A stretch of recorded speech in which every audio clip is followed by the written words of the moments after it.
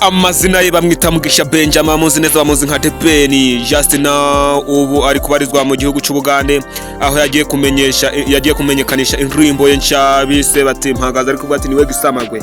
Uyu muhanzi ni umuhanzi uri kuzamuka cyane, umuhanzi wagafashe ku YouTube cyane, akaba yamaze kugira ibihumbi 560 by'abasubscribers ku rubuga rwa YouTube. Uyu muhanzi afite imishinga itandukanye, aho yaje guhatana n'umuhanzi Bruce Melody ku rubyiniro. Ese yagiye mu Buganda kumenyekanisha indirimbo ze cyane album cyangwa n'ibindi byihishe inyuma? Nibyo tugiye kurambura, ntucikwe n'ikiganiro kigiye gukurikira. John P Artist, reka dukomeze mu kiganiro kirambuye.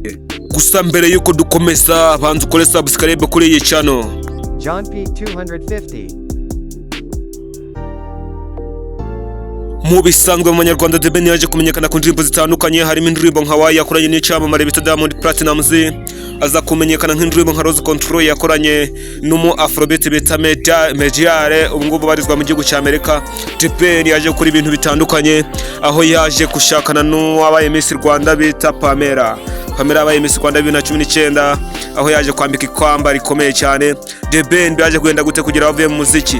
The Ben yamaze imyaka 5 adakora umuziki we, uba nkusubiye hasi cyane, ariko aho yaje guhagurukana n'indirimbo bise ni Forever indirimbo yaje kugarura abantu muri mood, bamugaragaza nk'icyamamare mu gihugu cyacu cy'u Rwanda. Ni indirimbo irimo amagambo meza cyane, mu magambo y'urukundo, amagambo yigisha n'ibindi bitandukanye. The Ben yaje kugaruka solo indirimbo nyinshi zirakundwa cyane, akora ibintu bitandukanye.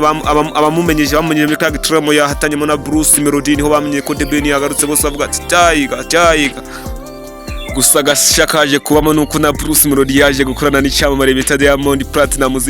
Gusa Diamond Platnumz yaje gukora agashya gatandukanye, aho yaje kuvuga ko mu byamamare yikundira by'umuziki nyarwanda ari The Ben yifanira cyane kurusha Bruce Melody. Aho ni indirimbo baje gukorana bita Why yaje kugira abayireba miliyoni 30 ku rubuga rwa YouTube, aho yaje gutangaza abantu. Naho indirimbo yakoranye na Bruce Melody bita Boom ni indirimbo iguflopinga cyane, ubu ngubu imaze kugira ibihumbi birenga miliyoni zirenga 5 z'aba views. Gusa The Ben yarakwemeje papa, wamufana utamufana umenye ko ari wa kabiri mu Rwanda nyuma ya Meddy, Israel Mbonyi na Bruce Melody kwigaragaza gushya. Gusa ari hejuru ya Bruce Melody. The Ben Taiga. Gusa nawe ni gufana The Ben, nyihere subscribe, like and sharing n'iki kiganiro kibashe kugera ku bantu benshi bamenye icyamamare bita The Ben. Nje ni John P Artist, bye duhure ku cyamamare gikurikira. Bye, hasta la vista.